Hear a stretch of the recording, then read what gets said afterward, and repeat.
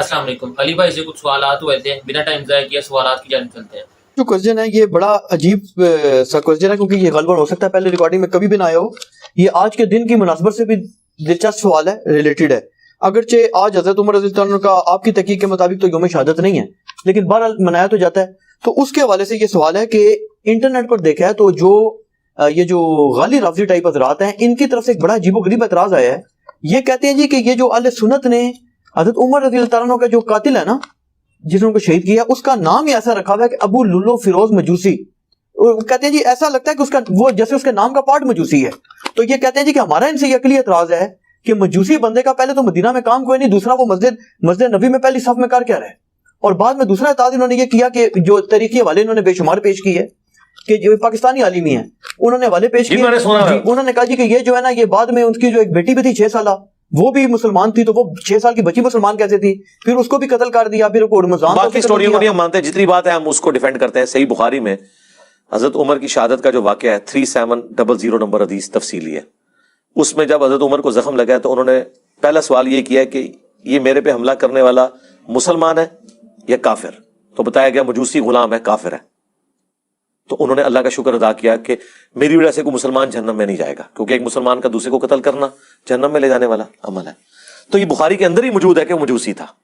یہ اہل سنت نے خود سے نہیں گھڑا, یہ صحیح بخاری کے اندر موجود ہے. کیونکہ آپ بخاری سے قتل کا واقعہ بتا رہے ہیں تو بخاری میں یہ موجود ہے کہ مجوسی تھا. دوسرا آپ کا یہ سوال کہ مدینے میں غلام کیا کر رہے ہیں, تو اسی کے اوپر ہی تو حضرت عمر نے کہا تھا کہ میں نے منع کیا تھا کہ ان مجوسی غلاموں کو مدینے میں نہ لاؤ.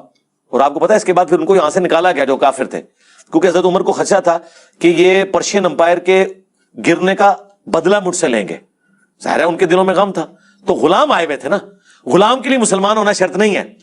ہم کوئی غلام ہیں, ہاں, غلام کے لیے مسلمان ہونا شرط نہیں ہے. کافر بھی غلام تھے مسلمانوں کے.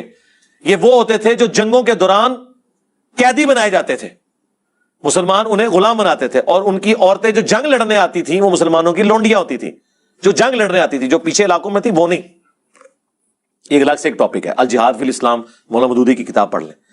تو وہ غلام جب مسلمان لے کے آتے تھے تو ان کو زبردستی کلمہ نہیں پڑھاتے تھے, خود اخلاق سے متاثر ہو جائیں الگ بات ہے. وہ کافر ہی ہوتے تھے تو مدینے میں تھے, اس کے بعد پھر نکالے گئے اس واقعے کے بعد. اچھا, اب آپ نے جو یہ بات کی کہ مسجد میں نماز پڑھتا, مجھے بتائیں کوئی سی سی ٹی وی کیمرہ ہے مسجد کے اندر؟ فجر کا وقت ہے, مسجد میں کوئی نہیں لگی ہوئی, لائٹنگ بھی نہیں ہے. آج کے زمانے میں بھی آپ کسی گاؤں کی مسجد میں جہاں لائٹیں نہ ہو, آپ اس کو چھوڑ دیں کوئی جانور بھی مسجد میں لے جائیں تو پتہ نہیں چلے گا جب تک کہ کسی کو نظر نہ آ جائے. اور مجھے بتائیں فجر کی نماز میں ہزاروں کا مجمع, سینکڑوں نہیں ہزاروں کے مجمع میں آج بھی آپ کس جگہ گھسانا چاہتے ہیں؟ میں کسی پادری کو کسی مسلمانوں کی مسجد میں بھیج دیتا ہوں تو آپ یہ کہیں گے پادری مسجد میں کیسے آ گیا؟ چھوڑ دیں. پچھلے دنوں یہ مجھے واسق بھائی نے بتایا, ایک اسرائیل کا صحافی سعودیہ میں مکے سے ہو کے چلا گیا, باہر جا کے انہوں نے دسیا کتنے قادیانی ہیں جو اپنے نام بدل کے اس ماڈرن دور میں حج اور عمرہ کر کے آ گئے. تو آپ کہیں گے یہ کیسے ہو سکتا ہے کہ قادیانی وہاں پہنچ گیا؟ قادیانی تو غیر مسلم ہے, اور غیر مسلم کا داخلہ وہاں پہ منع ہے. بھائی وہ دھوکے سے گیا ہے نا, اور اس ماڈرن دور میں اگر دھوکے سے مسجد میں کوئی جا سکتا ہے تو اس زمانے میں تو آپ جو مرضی کروا لیں مسجد کے اندر. یہ تو نہیں تھا کہ مسجد میں چیکنگ ہوتی تھی, پہلے بوتھی دیکھی جاتی, ہوں تو اندر جا. آج نہیں دیکھی جاتی. مجھے بتائیں آج کے اس دور میں کیا آپ کسی غیر مسلم کو, جس کا حلیہ سری سری روی شنکر کتنا خوبصورت ہے, جس نے وہ ذاکر نائک سے مناظرہ کیا ہے, جس نے مناظرہ نہیں دیکھا ہوا, یقین کریں اس کو کسی مزار پہ آپ پگڑی بنا کے بٹھا دیں, لوگ اس کے ہاتھ بھی چومیں گے, ہے ہندو ہے, پتہ ہی نہیں چلے گا. ہاں وہ سندور لگا کے بیٹھے گا تو شاید لوگ پہچان لیں, اس کے بغیر تو نہیں پہچانیں گے. تو یہ اعتراض ہی بالکل کتنی غیر علمی باتیں ہیں کہ ہمیں پتہ لگ گیا. اس طرح کے فضول اعتراضات کرتے ہیں. اور جی علی بھائی نے کہا جناب کہ جی وہ اس زمانے میں دروازے نہیں ہوتے تھے, تو دوسری طرف وہ حدیث سناتے ہیں کہ جی باغ کا دروازہ تھا دستک ہوئی.